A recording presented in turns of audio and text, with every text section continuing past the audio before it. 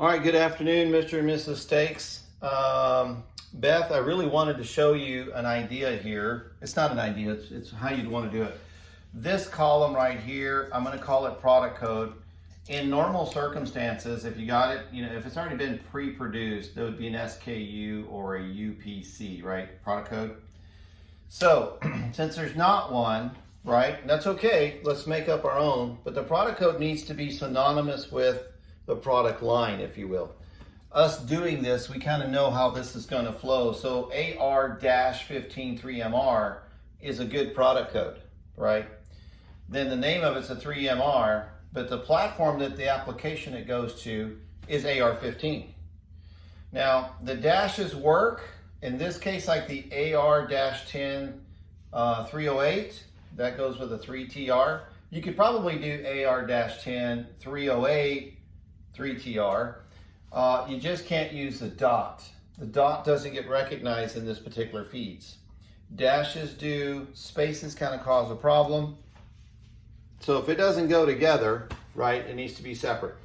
But in your columns, this is what your spreadsheet should look like. Product code, the name of the product, long descriptions, typically it's 2 lines. Yeah, that's where when you scroll down lower in that bigger bank at the bottom, there's a bigger paragraph about what this thing is, how it was made, whatever. But the short term is, in one sentence, what is it? That right there is where it's by the picture and by the price and all that. Weight, I need that in ounces, right? Right, so ounces. If you have grams, just convert it. Because by the time we take how big this list is and try to convert it separately just for the table to read it, you see what I mean? It's kind of like a bullet. Once I put it in the chamber, once I fire that thing to upload, it's got to hit all the marks, because if we miss anything, it takes a minute to go fix. So AR-15 is a platform in this one.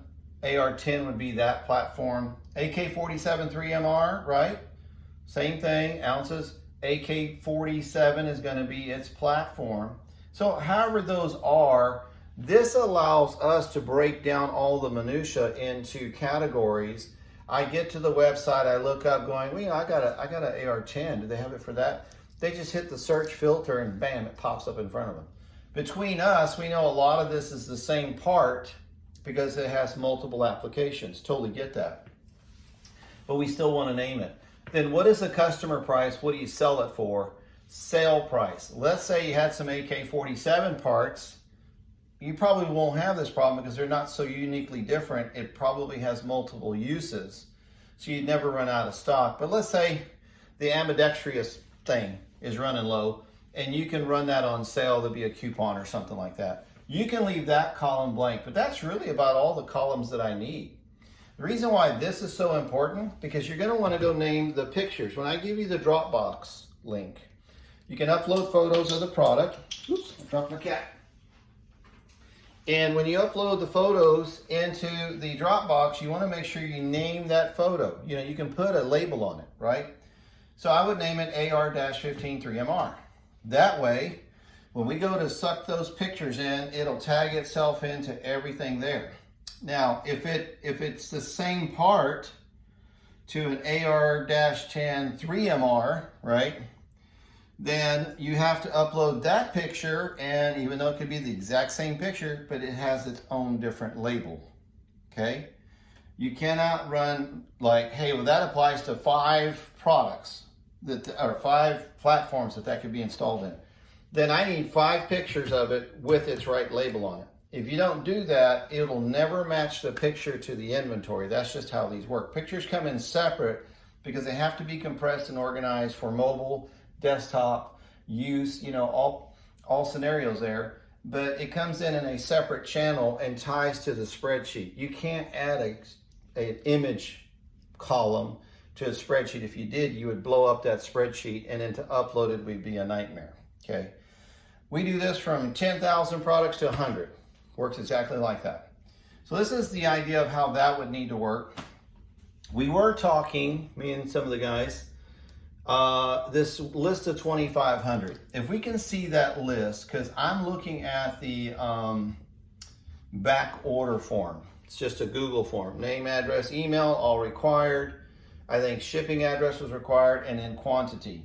What part is that? Okay, what product was that for, right? If it's just all one product, I may have a solution, okay? If it's one product and we can identify that, then I can actually take your 2,500 list, import them in, and create a new user account. Then I can do an email broadcast on MailChimp saying, hey, congratulations, your back order has been moved to production. Scan the QR code, click the link, update your account information, verify your order, proceed to checkout, right? Then we'll let them just go pay for it in the store, right? But here's the deal. And so we've got to get that ready pretty quick. Yours will be easy enough just because the amount of products you really have, though there might be several applications there. So then once we do that, we're going to give them a temporary password. So the user account's always going to be their email. And that's unique to every individual. No emails are the same. But the password might be first initial, last name, first full name, last initial. We'll tell them that in the email, how they get in. They log in, update it, change their password, something personal. Then they go verify their order, and that order sitting inside the back shop of your store is an incomplete order. Once they go verify all that, then it gets automatically moved to an actual order. They'll be prompted in their cart to go and pay, to go check out. And then we've also told them that. This is a multi-step process. It might be a surcharge for that, because here's what's going to happen. We got to load in, create an account. 2,500 is a little bit.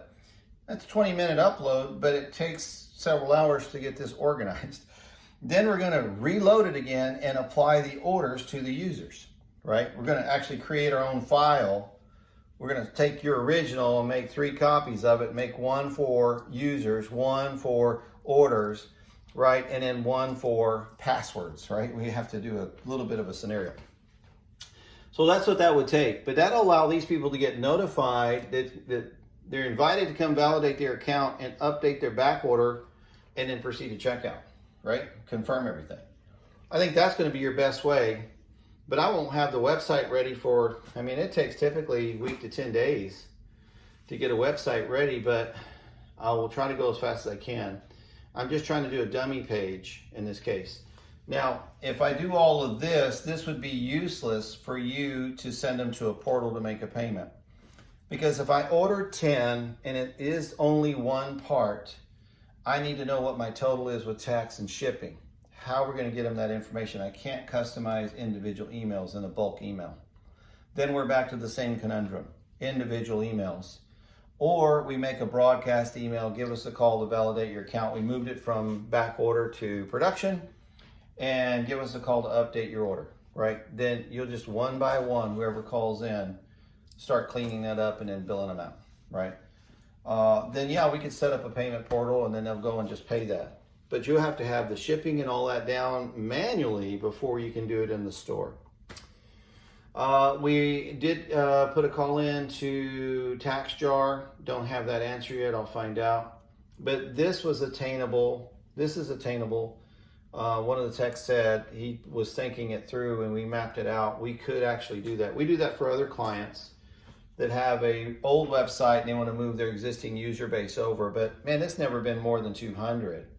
So the system can email out 100 at a time and we don't get spam blocked because we know how to do that. But man, to get to 2,500, we would exceed all limits. You know, even if we got to day 3, we'd probably get shut down, right? So, because that would take 100 a day. How many days is that? See, that would take forever and a moon. So we're trying to help you with how we know that works. But the spreadsheet, there you go. This spreadsheet needs to be like this for product upload. If I can get the list of the 2,500, let my guys tinker with it for a minute, we could probably see the best way to load that in, but then we still have the process that I just explained, okay? Food for thought. Thanks a lot.